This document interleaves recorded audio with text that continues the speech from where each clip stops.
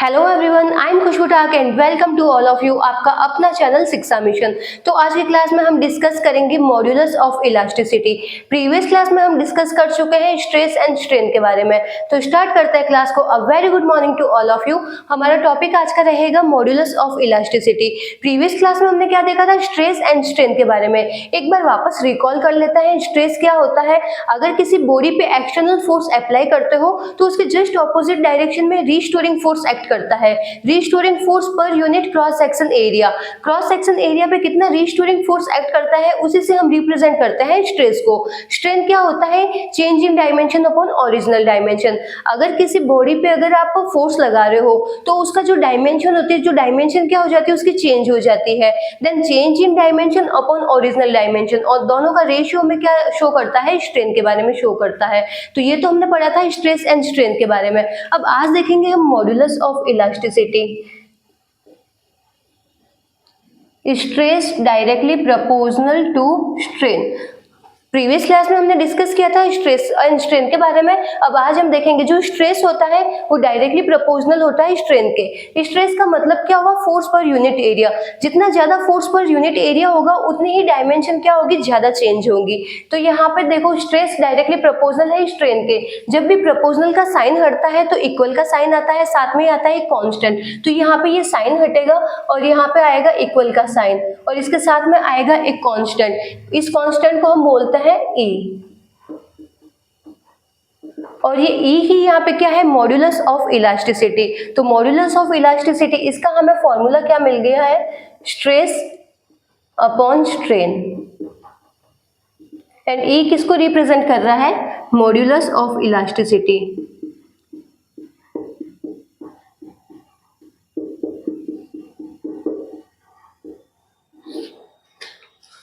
अब previous class में हमने तीन चीजें डिस्कस की थी। जब हमने स्ट्रेस पढ़ा था उसमें भी हमने तीन स्ट्रेस देखे थे। लॉन्गिट्यूडनल स्ट्रेस, फिर देखा था अपन ने शेयरिंग स्ट्रेस, एंड लास्ट देखा था वॉल्यूम स्ट्रेस। स्ट्रेन देखा था उसमें भी हमने तीन देखा था। लॉन्गिट्यूडनल स्ट्रेन उसमें हमने दो टाइप देखे थे, टेंसाइल और कंप्रेसिव। फिर हमने देखा था शियर, और फिर हमने देखा था वॉल्यूम। अब इसमें भी सेम ऐसा ही हम देखेंगे मॉड्यूलस ऑफ इलास्टिसिटी। सबसे पहले हम देखेंगे लॉन्गिट्यूडनल। तो लॉन्गिट्यूडनल में हमें क्या मिलेगा? Young modulus of elasticity.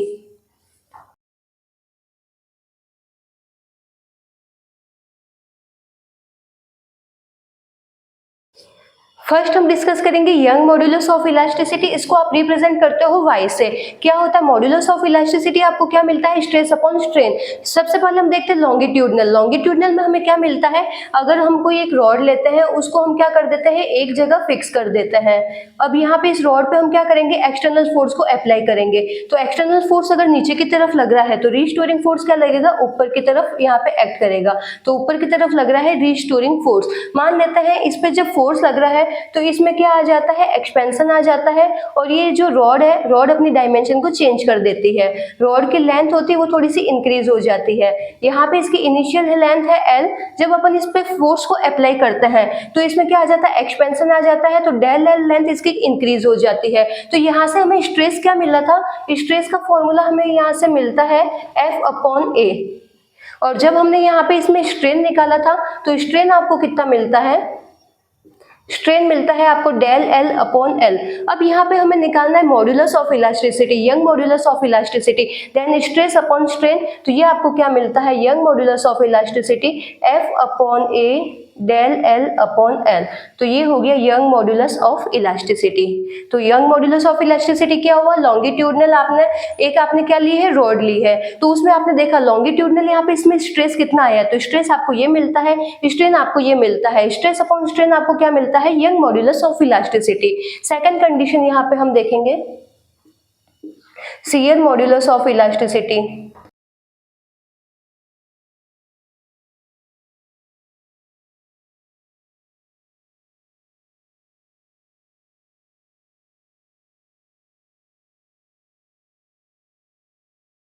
Share modulus of elasticity क्या मिलता है आपको, ये मिलता है। इसमें आपने क्या किया था, अगर आपने कोई एक सिलेंडर लिया है तो उसको बेस को आपने क्या कर दिया, फिक्स कर दिया है। अब ये वाली जो सरफेस है इस पे आप क्या कर रहे हो, फोर्स को अप्लाई कर रहे हो। तो जब आप इस पे फोर्स को अप्लाई कर रहे हो तो ये क्या हो रहा है, थोड़ा सा टिल्ट हो रहा है, तो ये यहाँ से यहाँ पे क्या हो जाता है, शिफ्ट हो जाता है। तो आपने यहाँ पे फोर्स कहाँ पे अप्लाई किया है, एल लेंथ पे आपने फोर्स को अप्लाई किया है, और फोर्स अप्लाई करने पे ये अपनी जगह से शिफ्ट हो गया। कितना शिफ्ट हो गया, डेल एक्स शिफ्ट हो गया। तो यहाँ पे पहले आपने निकाला था कि इसके अंदर स्ट्रेस कितना आया है, तो इसके अंदर स्ट्रेस आपको कितना मिलता है, स्ट्रेस आपको मिला था F/A, force per unit area. यहीं पे आपने जब इसमें से स्ट्रेन निकाला था तो स्ट्रेन आपको कितना मिलता है, स्ट्रेन मिलता है कि change in dimension upon original dimension. इतने आपने कितनी जगह को शिफ्ट किया है, डेल एक्स को इसने शिफ्ट कर दिया है, डेल एक्स। ओरिजिनल डायमेंशन इसकी कितनी है, एल है। अब यहाँ से आप देखो, अगर ये अपन मान लेते हैं ये कुछ एंगल यहाँ पे शिफ्ट हुआ है तो ये क्या हो गया, थीटा हो गया। अब यहाँ से अपन को टेन थीटा क्या मिलता है, टेन थीटा होता है परपेंडिकुलर अपॉन बेस। अगर यहाँ पे इस एंगल में देखो तो आपको परपेंडिकुलर क्या मिलता है, डेल एक्स, एंड बेस आपको कितना मिलता है, एल मिलता है। यहाँ पे हम एज्यूम करते हैं कि जहाँ पे जो ये शिफ्टिंग होती है बहुत ही स्मॉल होती है, तो शिफ्टिंग अगर बहुत ही स्मॉल हुई है तो थीटा की वैल्यू भी क्या होगी, बहुत ही स्मॉल होगी।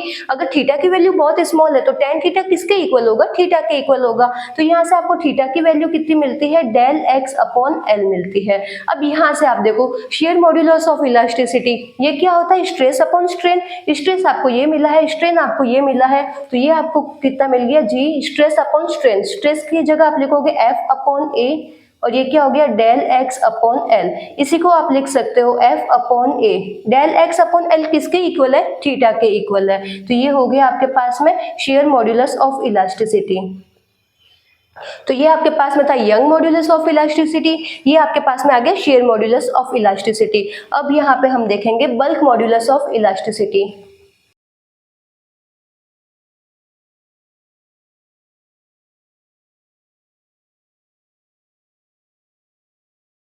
अगर किसी लिक्विड के अंदर किसी आप ऑब्जेक्ट को डालते हो तो वहां पे क्या लगता है, इस ऑब्जेक्ट पे क्या लगेगा, प्रेशर लगेगा। तो प्रेशर लगेगा तो मतलब इस ऑब्जेक्ट है, ऑब्जेक्ट पे चारों तरफ से क्या लगेगा, फोर्स लगेगा।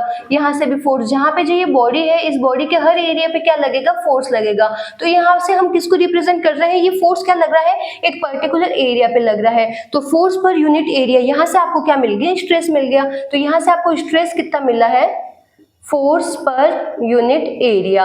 अब यहाँ पे आप देखो, अगर आपने इसको लिक्विड के अंदर डिसॉल्व किया है तो यहाँ पे लिक्विड का कुछ प्रेशर होगा, और जो ये ऑब्जेक्ट है ऑब्जेक्ट का भी अगर कुछ प्रेशर होगा। तो मान लेते हैं बाहर का एक्सटर्नल प्रेशर P है और बाहर का अंदर का प्रेशर क्या हो गया, P0। तो यहाँ पे आपको क्या मिल रहा है, प्रेशर का डिफरेंस मिल रहा है। तो ये जो स्ट्रेस है वो किसके बराबर होगा, चेंज इन प्रेशर के बराबर। तो इसी को हम रिप्रेजेंट करते हैं डेल P के। अगर किसी बॉडी को अगर आप लिक्विड के अंदर डालते हो तो उस पर क्या लगेगा, प्रेशर लगेगा। प्रेशर की वजह से वो क्या हो जाएगी, थोड़ी सी कंप्रेस हो जाएगी। तो यहाँ पे इसमें जो फोर्स लग रहा है, क्या लग रहा है, पर्टिकुलर एरिया पे लग रहा है। तो फोर्स पर यूनिट एरिया, यहाँ से किसको डिफाइन कर दिया है हमने, यहाँ से डिफाइन किया है स्ट्रेस को। अब यहाँ पे आप देखो, अगर उस ऑब्जेक्ट का भी कुछ ना कुछ प्रेशर होगा तो लिक्विड भी उस पर प्रेशर अप्लाई कर रहा है, तो यहाँ पे क्या आ जाएगा, प्रेशर का डिफरेंस आ जाएगा।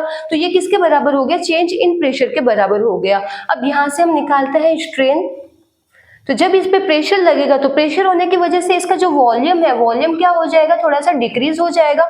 तो यहाँ पे क्या हो गया, चेंज इन वॉल्यूम। यहाँ पे हम ये लिख रहे हैं -V, क्योंकि इसका जो वॉल्यूम है, वॉल्यूम क्या हो जाएगा, डिक्रीज हो जाएगा। प्रेशर लगने से, अगर कोई ऑब्जेक्ट है प्रेशर लगेगा तो उसका वॉल्यूम डिक्रीज हो रहा है, तो यहाँ से हमने इसको शो किया है -del-V अपॉन ओरिजिनल इसका क्या है, वॉल्यूम V है। तो ये हो गया स्ट्रेन। अब यहाँ से अपने लिख लेंगे बल्क मॉड्यूलस ऑफ इलास्टिसिटी। तो B किसको रिप्रेजेंट कर रहा है, स्ट्रेस अपॉन स्ट्रेन को।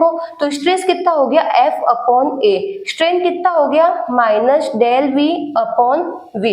del-V अपॉन V किसके बराबर है, नहीं, F/A किसके बराबर है, चेंज इन प्रेशर के बराबर। तो यहाँ से हम ये भी लिख सकते हैं -del-P × V del-V।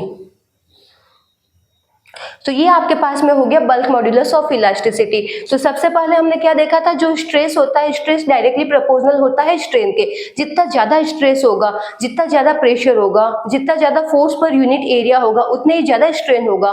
मतलब उतनी ही जो डायमेंशन होगा उसमें ज्यादा चेंज होगा। Stress directly proportional to strain. जब भी प्रोपोर्शनल का साइन हटता है, इक्वल का साइन आता है, साथ में ही आता है कांस्टेंट। तो यहाँ पे कांस्टेंट आया है E। तो ये E क्या है, मॉड्यूलस ऑफ इलास्टिसिटी। अब मॉड्यूलस ऑफ इलास्टिसिटी इलास्टिसिटी की हमें डेफिनेशन क्या मिल गई है, स्ट्रेस अपॉन स्ट्रेन। तो यहाँ पे हमने 3 कंडीशन ली है, वहां पे हमने अलग अलग मॉड्यूलस ऑफ इलास्टिसिटी को डिस्कस किया है। तो सबसे पहले है यंग मॉड्यूलस ऑफ इलास्टिसिटी। तो इसमें हम बात कर रहे हैं लॉन्गिट्यूडनल की। लॉन्गिट्यूडनल स्ट्रेस देखते हैं, लॉन्गिट्यूडनल स्ट्रेन देखते हैं। एक रॉड है, अगर उस पर एक्सटर्नल फोर्स अप्लाई होता है तो उसकी जो डायमेंशन हो जाएगी उसमें चेंज हो जाएगा। तो यहाँ से हमने उस पर स्ट्रेस निकाल दिया, स्ट्रेन निकाल दिया, स्ट्रेस अपॉन स्ट्रेन। तो यहाँ से हमें मिल गया modulus of young modulus of elasticity. फिर हमने डिस्कस किया है शियर मॉड्यूलस ऑफ इलास्टिसिटी, इसी का और नाम है मॉड्यूलस ऑफ रिजिडिटी।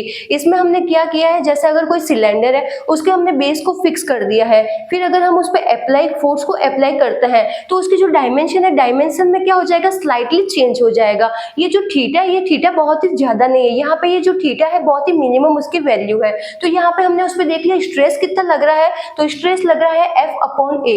स्ट्रेन कितना हो गया, change in dimension upon original dimension. तो यहाँ से हमने देखा ये मेजर किया तो ये किसके बराबर आ गया, tan थीटा के बराबर आ गया। थीटा की वैल्यू यहाँ पे बहुत ही स्मॉल है, तो tan थीटा को हमने इक्वेट कर दिया थीटा के, तो यहाँ से हमें ये मिलता है। स्ट्रेस अपॉन स्ट्रेन किया तो यहाँ से हमें शियर मॉड्यूलस ऑफ इलास्टिसिटी मिल गया। फिर हम बात करते हैं बल्क मॉड्यूलस ऑफ इलास्टिसिटी। इसमें हम बात करते हैं कोई भी ऑब्जेक्ट को अगर आप लिक्विड के अंदर डालते हो तो उस पर क्या लगेगा, प्रेशर लगेगा।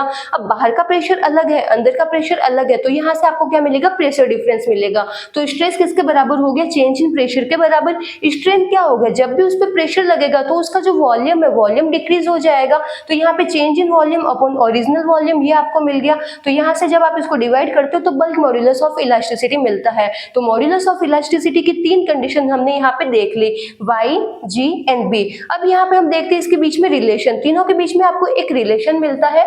तो ये रिलेशन ये है।